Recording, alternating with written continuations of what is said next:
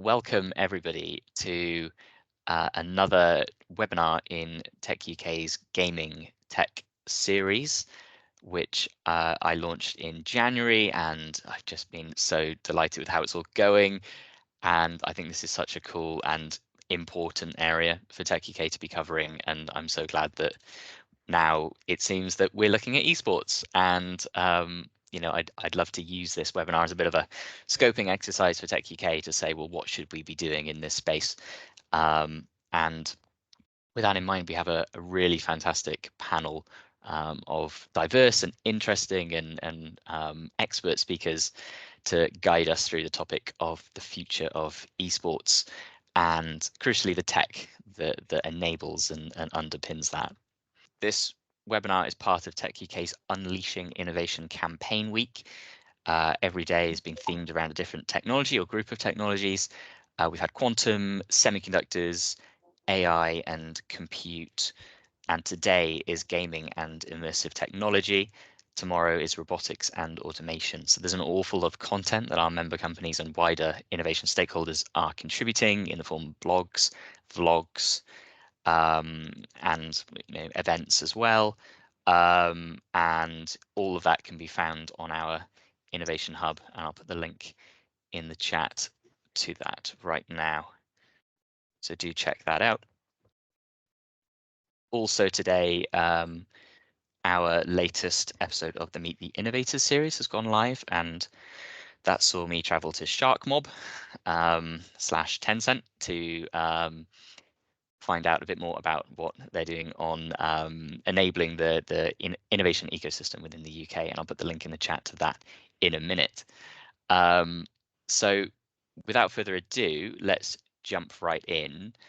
In terms of the format, there are four kind of key questions that we're looking to kind of address today, or four areas. The first one's on the tech itself, and we're going to look at the emerging technologies that underpin esports and how they're kind of set to transform the esports experience.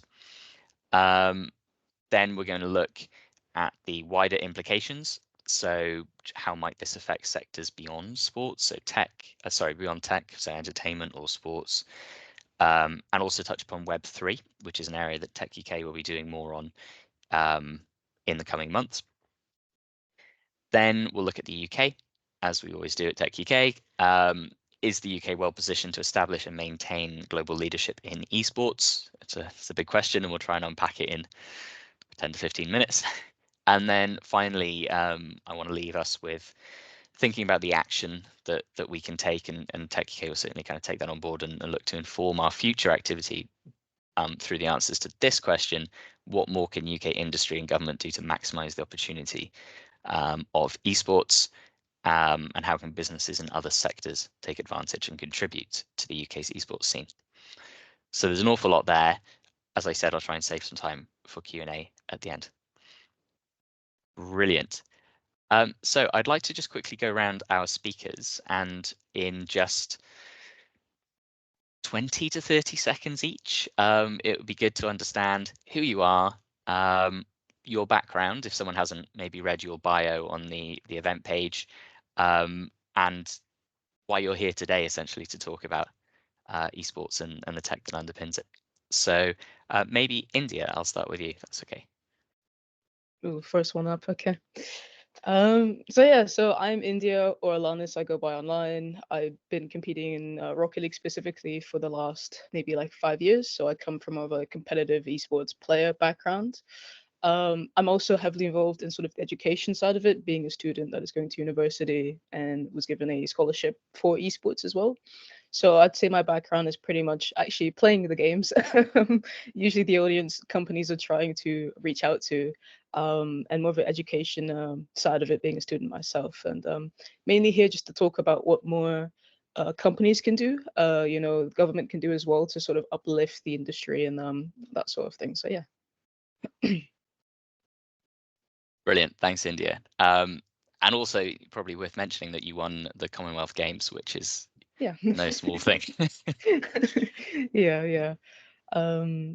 So yeah, played in the Commonwealth Games, represented the country, Team England, when I was 16. Yeah, won a gold medal. Currently 18, so I'm probably one of the youngest here probably. So I kind of give that sort of perspective on things as well. Sure. Nope, that's amazing. Really looking forward to jumping into a bit of that. Imogen, can I come to you next? Yeah, absolutely. So I'm Imogen Glenn. I'm manager in PwC's strategy and deals team, where I spend most of my time sort of working on M&A and strategy work in consumer markets generally. So we have a bit of a view across sectors, but specifically where the opportunity arises in video games and esports. So I think over the past few years, we spent a bit of time looking at different esports federations and industries across the world and thinking about how different companies and different countries have been addressing it. So I'm mostly excited to hear what everyone else has to say, but it's lovely to be here. It's great to have you. Thanks, Imogen. Dennis, can I come to you next? Thank you. Yeah, hi. My name is Dennis Horn. I'm working for Tencent Games, and before that, have been working for Blizzard. So currently in Tencent, my role is in the global esports team, where I'm looking after broadcast execution and also creative for all our global events. And I'm also happy to say that our marquee event is coming in December to the UK. It's going to be the PUBG Mobile Global Championship Grand Finals. We're going to have 16 teams from all across the world and show you the best what they can do. Thanks, Dennis. Really exciting stuff, and it's great to have you here. I'm going to put the link in the chat now to our latest Meet the Innovators episode, as I said, with Shark Mob, part of the Tencent family. PK, can I come to you next? Thanks, Rory. Hi, guys. I'm Prakash Karai. Everyone calls me PK, so please do feel free to call me PK. I'm a partner at Shoesmiths. I specialize in all things technology, including emerging technology, so blockchain, digital assets, metaverse, Web3. I'm a techie at heart, and I'm here to really give my views on esports generally and the immersive tech side of things. And I'd also throw in that I'm currently playing It Takes Two with my son, which is a fantastic game to play with a young kid, as it teaches them sort of very important skills about working together. Amazing, thanks for that. Nice plug there. And everyone else, feel free to plug just what you're playing as well, as we go. So, and last but not least, Sam. Hey everyone. So yeah, Sam Cook, I'm MD and co-founder at Esports Insider. So we're the leading industry and B2B focused media and events company worldwide, and we're based in London, over in Putney Bridge. If anyone wants to come and see us, but I am most certainly not a Chelsea fan, so don't let that scare you off. Been playing It Takes Two as well not too long ago with the wife though, so it's also a good game for couples, although there are. It's dangerous as well for the that way. But it's a great game. Thanks for having us, Rory. No worries, thanks, Sam. That's good to know, and really good to have just your kind of expertise of the broad expertise, I think, of the whole sector in this webinar as well. So I think we can kind of jump right in, and as I said, the first topic under discussion is just what are the emerging technologies that underpin esports, and I think linked to that, how are they set to transform the experience of participating in or viewing esports. Imogen, I wonder if I could come to you for that, as I'm sure it's something that PwC have done some work on before. I think we've tried. I think we've looked at a lot of different emerging technologies, and I know one that comes up a lot is around VR, AR, and I think those are things other people may have a slightly better view on. I think at the moment, though, to be honest, AI is really the key transformational technology that we're seeing, and we're seeing it in sport and esport, and I think it's really presenting opportunity across the whole spectrum. It's presenting opportunity when it comes to scouting players and identifying talent. It's presenting opportunity when it comes to helping coach, helping assess performance, but also thinking about, how to interact with the esports community when it comes to building content, when it comes to presenting interesting analysis and insight into games. I think that's probably where we're the most excited or see the most advancement at the moment. There's a lot of interesting things to talk about in the wider, as you mentioned, perhaps a little bit later, Web3 and multimedia. elements. But I think the most transformative, exciting part at the moment is definitely AI. Brilliant. That's really good to know. And yeah, I mean, as we experience at techUK, there's a lot of hype around AI, but it's nice to know that there are some real applications, in particular in stuff that a lot of people would see as kind of behind the scenes, be that the coaching or the analysis or insight, but still just as valuable, I think, for the sector. I was PK, just going to yeah, jump in jump there, in. Rory. So, I mean, you maybe prompt me on the next question on this, but I also think it's worth taking a bit of a step back and looking at sort of, the journey to date in terms of how we've got to where we've got to. There's obviously been, lots of advances in technology and computing power, which I think is a key sort of contextual thing to bear in mind when it comes to growth in gaming more generally, as well as esports. A big aspect of that is cloud gaming. I was fortunate enough to be involved in the public sort of testing of Xbox's cloud gaming platform before its release, and I was just amazed that it was possible to play these, complicated, heavily sort of data processing large games without downloading them, just by streaming them to your device, your mobile phone, or your TV nowadays with Samsung's Gaming Hub. And I think another key aspect to things when it comes to esports and the technology behind it is, of course, the streaming sites themselves, the Twitches, the YouTube gaming platform. All those things are made possible, that they exist. They allow things to be accessed in a way that people can embrace things like esports.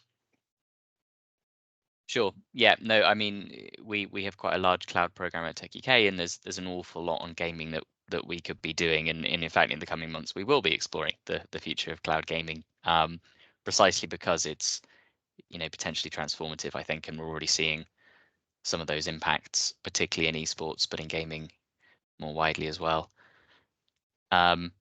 Brilliant. I think I'll jump in on one, Rory, if I may. Go ahead.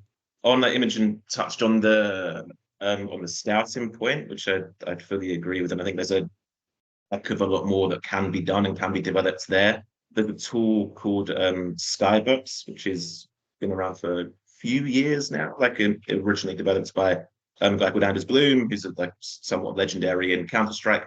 And Skybox has a number of use cases, but one is analysis. So for teams analyzing the play and the performance of their teams themselves, the other primary one, there are a few, but the other primary one that I know of at least is the scouting side as well.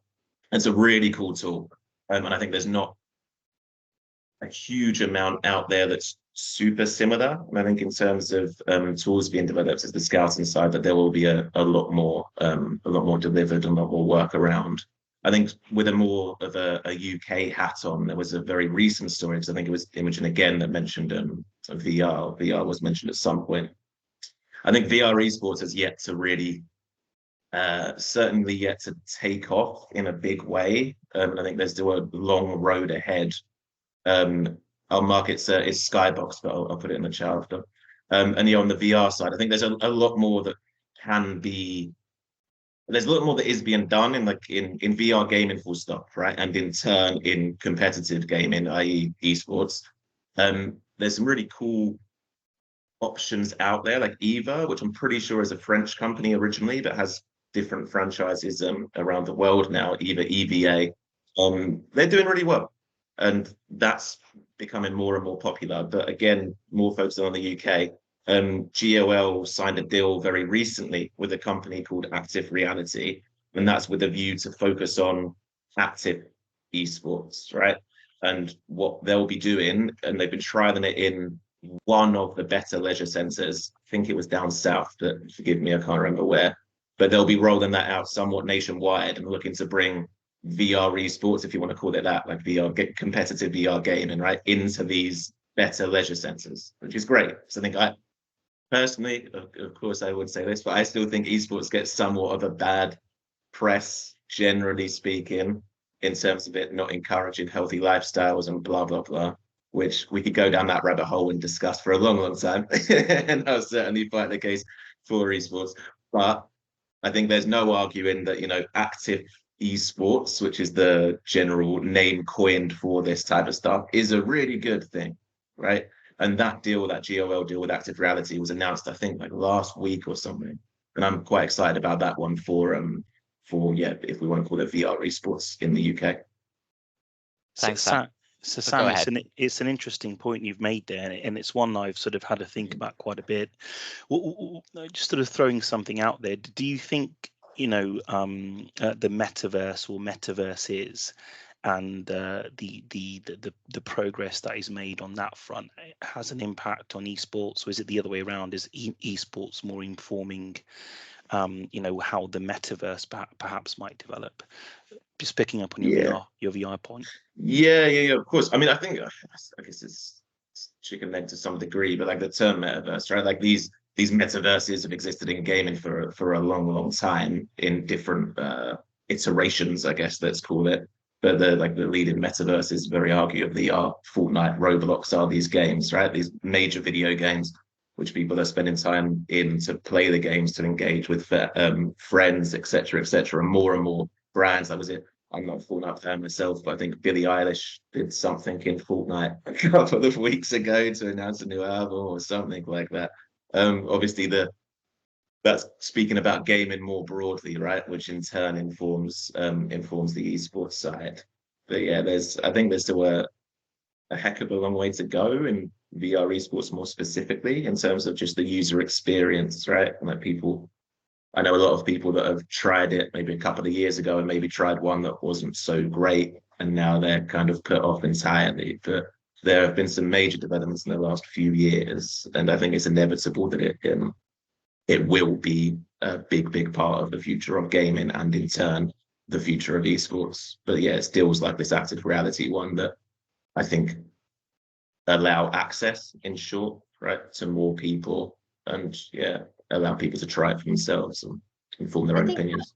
Access point is really important though, and it's where I think if we're talking about emerging technology, I think VR is currently still very much at that emerging end of the spectrum, because at the moment there's, you know, it's still so expensive, and as you say, lots of people have had bad experiences with some of the earlier versions, whereas I think one of the better things about esports has always been that anyone with a computer, and it's getting easier with, you know, as cloud gaming improves, can pick up and can play. Generally not necessarily as well, obviously, as the pros, but you know, you can get into a game, whereas VR is still very far away from the vast majority of people. So I think it's emerging and it's exciting, but it feels like one of the earlier technologies that's out there today. Yeah, fully agree with that, Imogen. I think the other thing that I'd say is that there are people who want to play the games using things like VR, but there's also those who just want to watch others play the games, and that's obviously a very big aspect of things. These are people who can't, for whatever reason, play the games themselves. Maybe because of time, maybe because of money, but able to watch, you know, superstars like India play a game and sort of make some really good progress and get achievements that they wouldn't otherwise be able to experience themselves. And VR would also help make that a more immersive, engaging experience. Yeah, sure.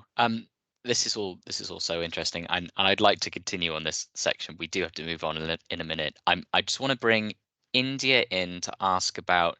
We've spoken a lot about VR, but I'd like to know her take on just whether this could be the future of esports from a kind of competitive player point of view. And then I'd like to bring Dennis in on a kind of wider connectivity point, because of course that, you know, fundamentally will enable or not all of what we're talking about. So India. Yeah, this is quite ironic actually. I've actually never used VR like ever. Like I've had so many opportunities to use it, but it's just never something I've managed to get my hands on type thing. I'd say in esports there definitely is a market for it. Whether to say that might be in the next couple of years, because as Imogen was saying, it's still quite new and it's still not easily accessible to the vast majority of people that compete. But then you also have to take in consideration the type of game that you'll be playing with the VR, because you know when you play competitively, there's a lot of things you have to think about, like FPS, refresh rate, you know, the different IPS panels. There's a lot more into it than people just like looking at a monitor, VR, you know, it works, that kind of thing. But I'd definitely say there is a market for it, 100%. Maybe not anytime soon because it's still emerging, it's still growing. But like if you look at things with like how Apple's released like the whole Vision Pro thing and how that's kind of sort of VR, but also incorporating everything else around you. So that's sort of, there's a lot of different things going on basically to make it happen, I'd say, in the next couple of years. But there definitely is a market for it in terms of looking at it from a competitive view. Sure, that's really reassuring. I think for anyone who's on this call that might be developing the technology, there might be a market for you in the coming years. Brilliant. Dennis, can I come to you on connectivity? Yeah, thank you. I think part of what we mentioned here so far is really that we have hopefully a very bright future in how everything works together. But also in terms of, if I look very specifically from our games that we publish as Tencent, the majority is mobile. So then adding additional devices to it while also trying to handle what you need to handle on your screen, being that an aspiring player or being that in a pro competition, is additional complexity. So we will also need to figure out a way how we can actually make this work together. I'd be very curious how it works. I think we have seen across tech many applications that try to shrink hardware devices. Some of it works quite well, some of it not yet. So I'm looking forward to that. And secondary to that is the connectivity to then the game services as well, and the infrastructure that is provided. As India said, we need a lot of low latency, not necessarily just in our hardware, but also in the connection, else the performance will suffer, or just the game experience will suffer. Yeah, we have a lot of work to do, but thankfully we have a lot of opportunities when it comes to technology. Absolutely, thanks, Dennis. And you know, I think that point is echoed in our Meet the Innovators interview with SharkMob and Tencent yourselves. And yeah, certainly a lot of the work we're doing at techUK is about the infrastructure that enables emerging technologies to be developed and then adopted. So I completely echo that point. I've just put the link in the chat, by the way, to our Tech and Innovation Summit, which is coming up in June. It's an annual summit that my program holds, and it'll build from this week's campaign week, exploring all those emerging techs that are explored this week, but in more detail with keynote speakers and a full day of stuff in person. So do sign up to that if you are interested in that. Brilliant. Let's move on to the second question, really, or topic, which is about the wider implications of esports and the tech that underpins it. So I'm keen to understand a little bit about how these technologies may impact other sectors beyond tech. So in particular, of course, with esports, entertainment and sports are just as important as tech. And maybe this is something, I don't know who wants to jump in, but whoever feels best placed to talk just a bit more broadly about how esports might be kind of bleeding into other sectors or even shaping them. Sam. Sam, you go, Imogen, Imogen, then Sam.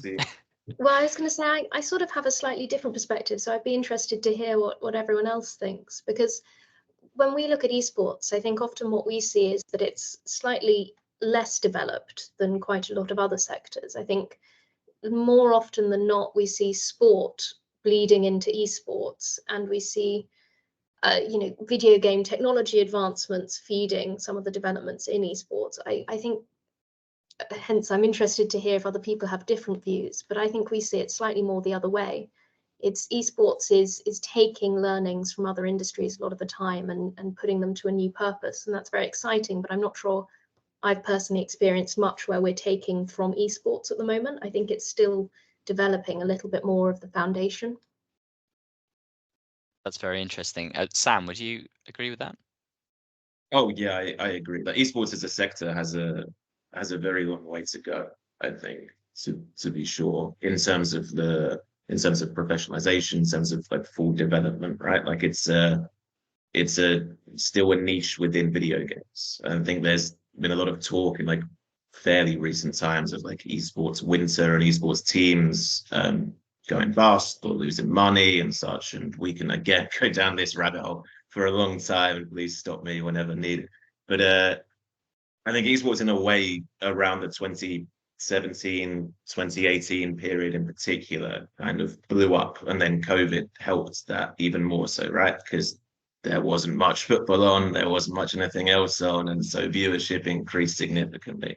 I think with the things such as the Overwatch League, team valuations scaled far beyond what I think in reality they maybe were in a relatively short period, and then esports grew in by certain metrics far larger than it should have, and certainly unsustainably. That said, I think it is now beginning to find its feet again. I am still absolutely bullish on esports, like the latest League of Legends World Championships, which is an event that's coming here to London, which is very exciting in November. The latest edition of that had the highest peak viewership in history. Counter-Strike, there's a new edition of that game now, but the Counter-Strike majors continue to break records in terms of active player bases, in terms of viewership on the majors. Like esports is most definitely growing, and I think it hasn't by any stretch of the imagination reached its like full market penetration, right? I think we're still a very long way from that, but I think esports had a weird few years in where for a few years it was the talk of the town with investors and VCs in LA and New York and whatnot, right?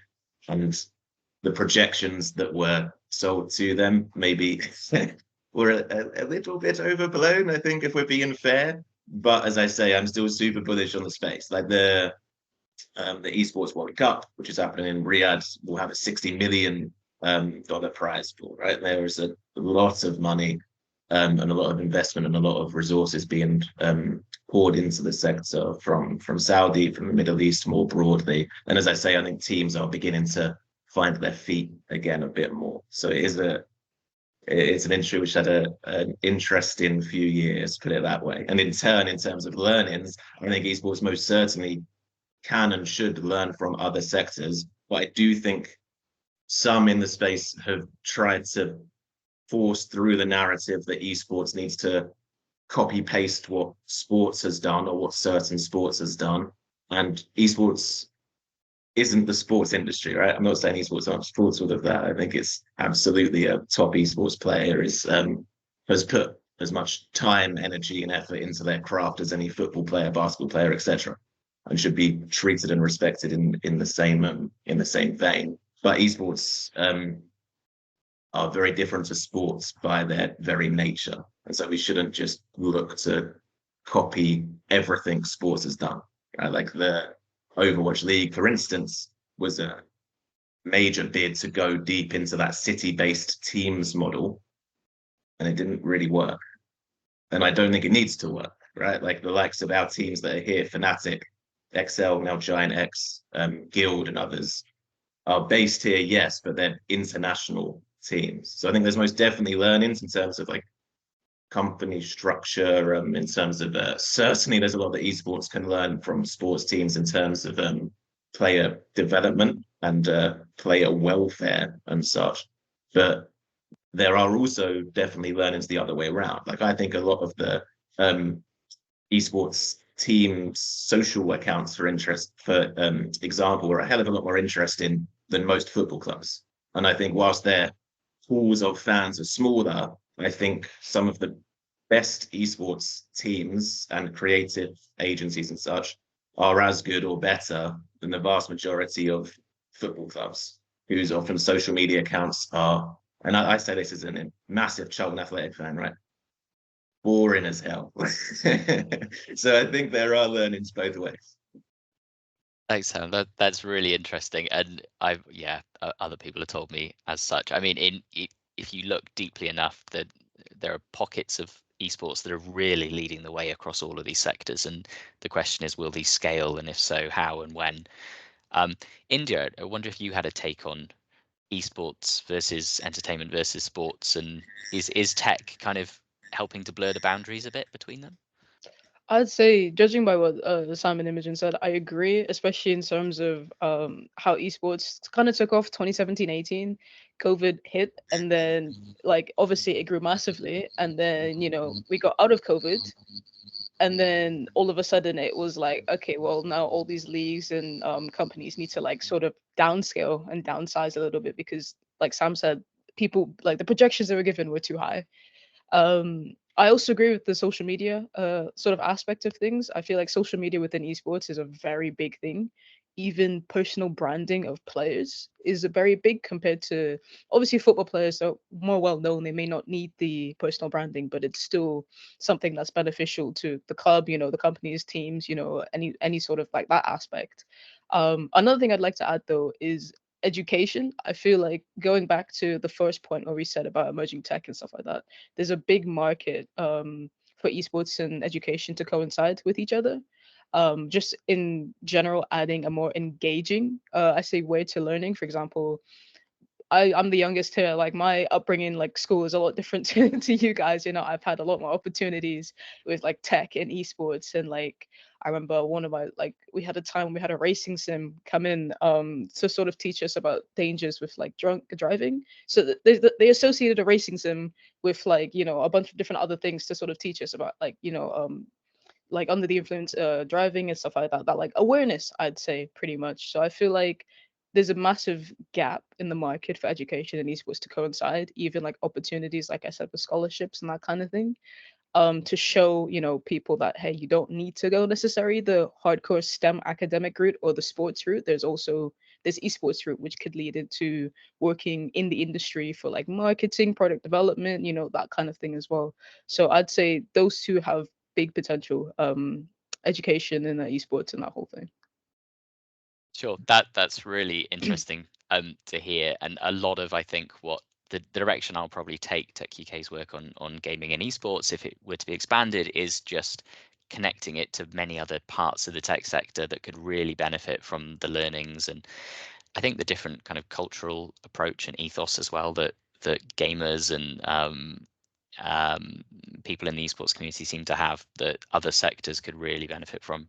And yeah, racing sims and that sort of thing is one example of that. Cool.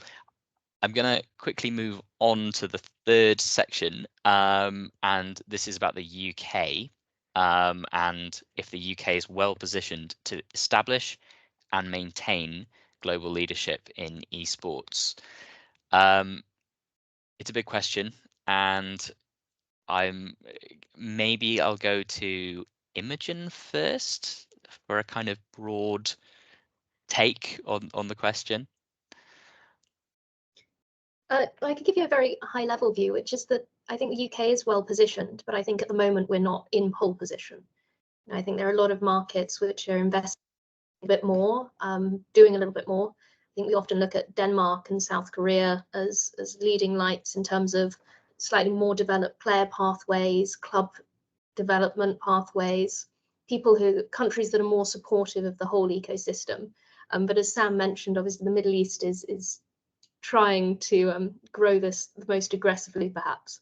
So I think there's no reason why the UK it shouldn't be well positioned. We have a huge amount of talent and a huge amount of capability, but I'm not sure at the moment we are the best positioned. If I can just jump in there, Rory, I agree with that. And Rory, you might remember we did a Web3 and Metaverse event in January, and one of the panel sessions was talking about something similar, albeit in the context of the Metaverse. I think the UK is in a fantastic position to be able to start upping its game and taking on that pole position if it can. The UK's got fantastic talent. It's got lots of creatives across all the different bits that input into gaming, and it's got fantastic talent when it comes to engineers and computer scientists, and programmers. I think what we need to really do is sort of make sure that we are doing all we can to make sure that we are ending up in the pole position when it comes to all things sort of gaming as well as esports. Gaming, of course, we have a massive lead in, but unless we sort of put some time and effort into making sure we're going to secure and that lead going forward, there's a danger that the other jurisdictions, for example, those that Imogen mentioned, are going to take us over very quickly. Sure, that's really good to know. I mean, okay, a few things there. I'd like to come back to you, PK, in a second on Web3, because I understand, there's a really interesting angle to this discussion, which is, just how will esports kind of merge into the growing Web3 ecosystem that the UK is doing really well on, and is kind of, I guess, one of the leaders in Europe on that. Before, I'd like to come to Dennis and get your take, particularly, Tencent as a huge gaming company, just where you see the UK as kind of a leader in gaming, and then potentially esports after that. Yeah, I think so far the assessment is quite fair. UK maybe not in pole position, but certainly somewhere towards the front. Trying to look at it from the ground up, I believe it was Yuki who had some statistics about that we have probably the biggest student population actually playing and competing. So there's a lot of potential that we have, but maybe we need to be able to support in a better way. India talked about education, which is obviously quickly connected to students, and a good way to build it out. As Tencent, we have been working with British Esports on an educational series, how you could possibly go into the industry, not as a player, but then as a professional and working, which helps grow talent, but hopefully also shows more companies or potentially the government that the interest is there, that support is there, and that we can, take maybe inspiration from some other regions and countries and push further when it comes to support for gaming in as a whole in the UK, and then for esport as a discipline. Sure, that's really good to know. Yeah, and I'm aware of just how much Tencent's doing in gaming and esports is an awful lot, and it's really interesting stuff. PK, can I come to you on Web3 and perhaps just a kind of a really like a one-liner definition, and then your thoughts on where that might intersect with esports? Yeah, sure. So Web3, I'm sure everyone's heard of that, is the next, I suppose, big step in all things web. Whereas the current web version that we have that people talk about is Web 2, where it's more based upon sort of consuming content and interacting with that content. Web3 is a step change in the way that things will be used, set up, and consumed. And it's all about having a lot more control over data and having more of a decentralized nature to the web. In terms of my views on things and how it relates to esports, I always think about what kind of relationship there is right now in terms of the thinking on Web3 and also the relationship there will be going forward. I actually think it's going to be a symbiotic relationship. The things that are being thought about from a Web3, immersive tech, metaverse, digital assets perspective is going to inform esports, and I think a lot of things that are going to be happening in esports in the future will inform immersive tech, the metaverse, and digital assets. Esports at its core is about gaming. We're talking about more complicated virtual worlds being created where digital assets, I think, are going to form a really big part of that, whether that's character skins, whether that's collectibles or play to earn medals, which are then tradable as NFTs. I think these all are big parts of what could become pretty big parts of the esports ecosystem. Thanks, VK. I completely agree, and I think that was kind of a key theme from the event that we held at the end of January together, which was, so many opportunities that we're kind of barely exploring, I think, in Web3, but yet still the UK is leading in many parts of the sector. So that's really exciting. Sam, I'd like to come to you and get your take on, and we talked about Web3, and that's kind of, I guess, towards more of the frontier when it comes to or like pushing the boundaries when it comes to emerging tech in esports. When you see the UK being mentioned by companies or in the news in terms of really leading on emerging tech within esports, just where do you see that frontier? Where do you think we are pushing the boundaries from a tech perspective? That's a good question. I mean, I'll be honest, in terms of emerging tech, I don't know that we are. I think there's a lot of potential for us to lead the way in certain aspects of esports, as Dennis and a few others mentioned. Like we have an enormous and engaged player base, and so like the potential and the appetite is certainly there. Like we've brought PUBG Mobile, an enormous event is coming here. I think today, I don't follow Rainbow Six much, but I'm pretty sure today, or certainly it's this weekend, is the Rainbow Six in Manchester. London and Partners have done a fantastic job of bringing League of Legends Worlds, which I've mentioned is the biggest spectacle, biggest event in all of esports by many metrics.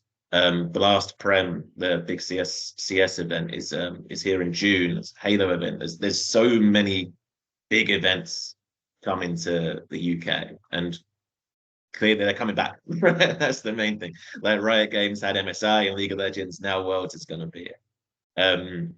Hopefully Tencent have a good time and PUBG comes back as well. But we do well in terms of the event hosting, and that draw of the events is good. But in terms of the continuity beyond that, I think we could do a lot more. We have NSE and Mule, who are fantastic organizations in terms of primarily being student university focused gaming platforms. They run the tournaments, university to university, etc., etc. And they have very, very active and engaged player bases. I think one area that's a bit of a passion point of mine, where I think the UK in particular could thrive, and there's some things being done, but not as much as I would like to see, is in coaching. In terms of an agreed upon coaching accreditation and qualification standard, worldwide, there's people trying it, but there certainly isn't one agreed upon. There's not one here either. Like, again, to make the football comparison example, I got my FA level 1 badge years ago, right? When I realized I wasn't good enough to play and realized I might want to go down that path. But there was level 1, level 2, etc., up to UEFA, all of that. That doesn't exist in esports. I'm sure India would have loved to have that at school. I would have loved to have that at school, right? But that doesn't exist. And there are obviously tools and technological developments that will absolutely be required in order to deliver upon that product. And that, in my opinion, is the biggest opportunity for UK esports, in that we have done that in other sports that are recognized on a quite global scale as leading in their area. And that's something that is much needed across every esport, in my opinion. And one that as I said, there's a lot of opportunity to do. It's not easy, but there's a big market for it. It's a very interesting point you make there, Sam, about sort of accreditation and sort of, qualifications. I've also got my FA level 1 badge. Nice. And a key part of that, of course, you might remember, Sam, is sort of, having respect for others and the safeguarding aspects as well. Massive. A massive bit of a part of getting your FA level 1 badge. If we were to start having that kind of process or structure, you just imagine the kind of things that we can be saying to the world in terms of, the key things. One of the key things that people are concerned about when it comes to online gaming for those who are vulnerable and our kids, which is safeguarding. It'll be a fantastic message to send to the world. For sure. Absolutely. Yeah, definitely. Really interesting stuff. I wonder, just before we move on, India, if you had any thoughts on either what's just been discussed or just broader, what's the UK doing well? Why choose to be here rather than somewhere else and compete in esports? I'd say just based off what everyone else said, I agree in terms of like a lack of a like straight pipeline for different career paths within esports. For example, player-wise, there's a lot of talent across all games, across literally everyone in the UK. There's a lot of talent, but there's no direct pipeline. There's no sort of like academy based. Like in football, you know, you got academies, you got scouts, and you build your way up. But here there's not much. Whereas like I'd say in Asia, like South Korea and stuff like that, they do have those academies, they do have those pipelines. Whereas here in the UK, it's like you kind of have to get like luck of the draw to even end up like competing. Although you might have the skills and the ability to, but there's no direct pipeline going from like schools to like academies to work your way up kind of thing. So I'd say that's definitely one thing that is lacking. However, British esports, they are doing miracle work. I swear. Um, like British esports is the reason I was able to get a scholarship and kind of be a part of like this new coming of like a pipeline sort of thing. But I'd say that's probably the weakest, one of the weakest points in the UK is the lack of a direct pipeline or the lack of player development and support. Yeah. Okay, that's really good to know and really positive to hear that there are organisations that are doing amazing things. Yeah, And echoing that point, India made yeah. as well about British esports. They just announced, was it fairly recently, India, the partnership with NSPCC. So Yep. from a safeguarding point of view that we were talking about, there are certainly efforts being made, good efforts being made, but I think it's a fairly long road ahead, but a very important one. So make sure we take. Absolutely. Brilliant. I'm conscious there are a few really good questions in the chat. I'm just going to post a link to another webinar that we have coming up on synthetic environments and immersive technologies, particularly in the military environment. So fairly niche, maybe, but if you like immersive tech, sorry, and would like to see it applied in a different sector, then do check that out. I think that's taking place next week.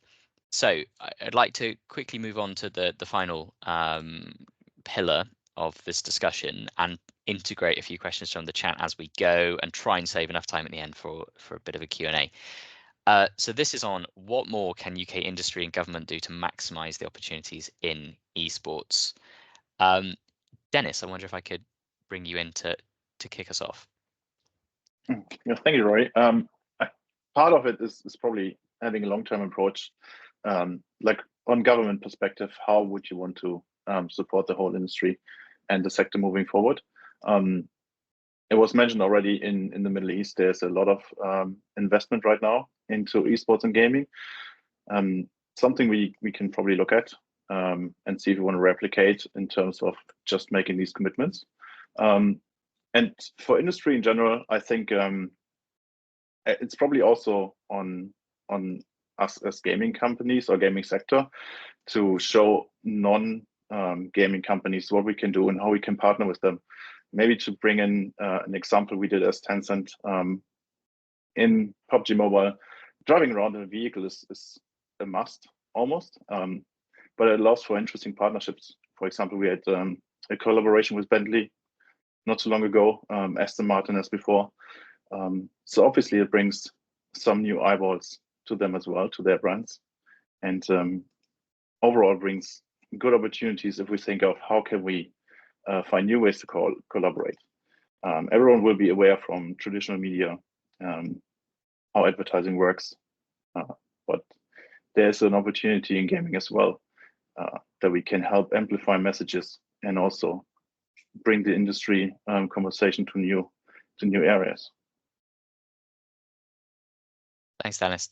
That's really interesting, and advertising is definitely popping up in my work as a key area that people are very interested in when it comes to gaming and esports, and growing rapidly. Imogen, do you have a take on this question? Yeah, I think India and Sam and everyone have already covered most of the key points. I think to really maximize the opportunity, we need more pathways. We need more understanding and acceptance of all of the roles within the esports ecosystem that are available. And we need investment to build up, genuine roots to get into esports as a player, to get into esports as a professional in the adjacencies. And part of that is education. Part of that is developing the safeguards, and to an extent also the off-ramp. Esports is not, broadly speaking, a career you're going to be doing into your 40s as a player. You and I'm sure, India, you're more aware of this than I am, but you need to think about where you're going afterwards, and that will help enable people to get in. So I think, you know, there's a lot of investment that can be made, but there's also just a bit of practical thinking that can be done around how do we protect people? How do we explain what opportunities there are? How do we get people into those opportunities? And how do we get people out and take the skills that you've gathered from esports and show what you can do with them going forwards? So I think, you know, there's a huge amount that could be done with more investment. There's a lot of interesting, exciting opportunity in the broader industry and in advertising and all these things. But I think there's also just a really basic, practical, the industry and government need to invest in explaining this as a viable career path and ecosystem and do a bit more there. Thanks, Imogen. Completely agree. PK, do you want to come in next? I agree with everything that's been said here. The only thing I'd say is, as an observation, is that esports itself doesn't have any specific regulation. Sorry, I had to mention the R word there, guys. Regulation. As a lawyer, it doesn't have any specific regulation. Obviously, it's there are laws and regulations in other areas that apply to, you know, gaming and esports. I suppose my question for myself and others is, you know, could the government be doing something from a regulatory perspective, which does indeed start encouraging, you know, people to be looking at esports as a viable sort of career path and doing more in that space? Now, that's obviously a difficult thing to do. You don't want to have regulation that's going to stifle innovation and people getting into this space, but if it's done in the right way, it could indeed be a really good way in which the government encourages that. Thanks, PK. Yeah, absolutely. And nothing wrong with the word regulation. We're happy to mention it on these webinars. Brilliant. I'm really conscious of time, and I did promise that we get to questions and answers. So what I'm going to do is read out a question or two, and in particular bring in India and Sam to answer maybe the first two. So one is on how will the esports industry continue to grow its audience, and what strategies will it employ to reach new demographics? Sam, maybe this is a one for you, as you kind of, I guess, see the growth of the audience firsthand. Yeah, for sure. It's a big question, right? It varies country to country, region to region, etc. Esports in terms of where it's at, maturity wise, awareness wise. Like we were in South Korea toward the end of last year, and we visited T1. So T1 is one of the biggest teams worldwide, certainly one of the biggest teams in South Korea, where a chap called Faker plays, and Faker is a legitimate nationwide hero, right? And he is revered in the same way that any footballer or whatnot might be in this country. Like there are where the T1 facility is, they have a very large high-rise building, which is their HQ. They have a Nike-sponsored gym. They have karaoke booths on floor 15 or something. It's wild. We've got some pretty nice team HQs here, right? But this is next level. When T1 lose, or when they were on, I don't really follow the league too closely, but when T1 were on a bit of a losing streak not too long ago, the fans of the team paid for one of those trucks to come by and do circles of the building for days on end with speakers blaring out not nice comments about how the team manager should be sacked, etc. Right? That's wild, right? So I think to most people, learning that about the passion and the intensity of the fandom for an esports org is crazy, right? But esports is so much at such a different level in terms of mainstream awareness, etc., in South Korea than it is in many parts of the world. What can other countries do to try to keep up or try to get to that point, if that's the point we want to get to? I think it's access, right? In a word, it's access to it. And if you are if you're a parent and your kid is good at Rocket League or CS or PUBG or whatever game it may be, what do you do with that? I think a lot of parents still, probably in speaking about the UK in isolation, I think a lot of parents still are very unaware, and it's understandable because there's not that much information or knowledge out there. Like, as India mentioned earlier, like British esports doing a very good job of bringing esports into schools in various ways, shapes, or form, and I think that is vital. But that access and in turn the pathways is what we need, right? Because the biggest fans of any competitive endeavor are typically failed pro players or would be pro players, right? In a dream world. We need more of those. We've got plenty of gaming fans, but for those that want to move that on, whether that's to attempt to go pro or just play, semi-pro, Sunday league equivalent, whatever, we need that access in place. In my opinion, going back to the coaching point, that coaching element and agreed upon coaching accreditation with safeguard in place, all of that is vital. And in turn, the academies, again, India mentioned, and the access to being able to find peers to play with that share that passion for you locally and easily, right? I also think that more brick and mortar venues that can facilitate this are very important.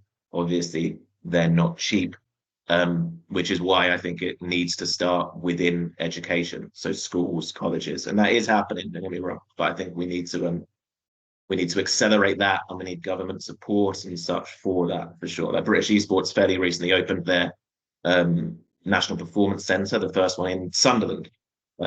They had a lot of support from the city of Sunderland and the council there. Right, we need more of that. Thanks, Sam. Really interesting, and completely agree that we do need more of that. I'm going to quickly come to India for the final question that we have time for, which is just about the size or the scale of the opportunity here. I mean, the question is phrased kind of economically, but just in general. I mean, esports in the UK, as someone who is a professional in the sector, just where do you see it going? Should this be something that we really double down on? I feel like the sort of like opportunities in esports in the UK is absolutely massive. I don't think people actually like realize or understand sort of like how much you can actually gain or how much you can actually put into it and actually get back, especially with esports being such a quickly growing industry. Like I was saying, go back to educational point, there's so many opportunities educational wise from that people are just missing out on. I feel like esports and competing in esports has given me a lot of, like, speaking personally, a lot of skills, a lot of opportunities as well. Like in the past, I've done work with Nike, I've worked with Microsoft, I've worked with British Esports, I've worked with lots of different companies I would not be able to had I not been involved in playing, car soccer. So I feel like there's a lot of opportunities, educational wise, job wise, outside, going back into like marketing, product development, that kind of thing, coaching, like Sam was saying. But then also other sectors outside of tech, for example, like I normally people think about it, but like the food sector, for example.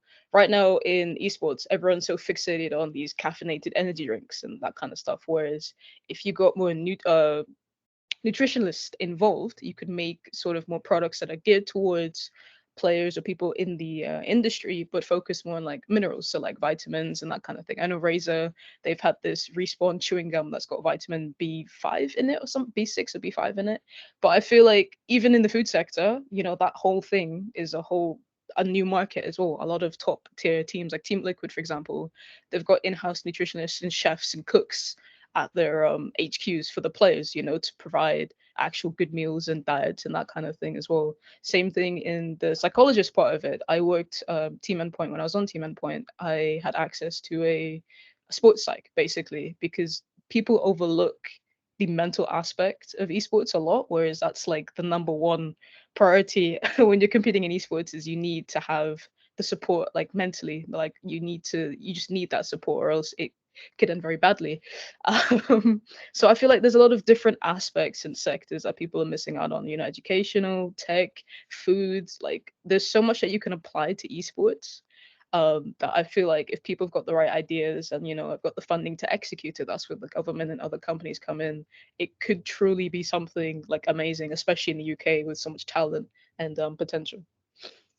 Thanks, India. Really positive, I think, note to end on, and completely agree. And I'll be looking to explore just the these wide implications of esports and applications as well through techUK's work in the coming months and years ahead. So I'd like to end it there and say thank you to 5 fantastic speakers, India, Imogen, Dennis, PK and Sam. I've really loved delving into esports for the first time for techUK.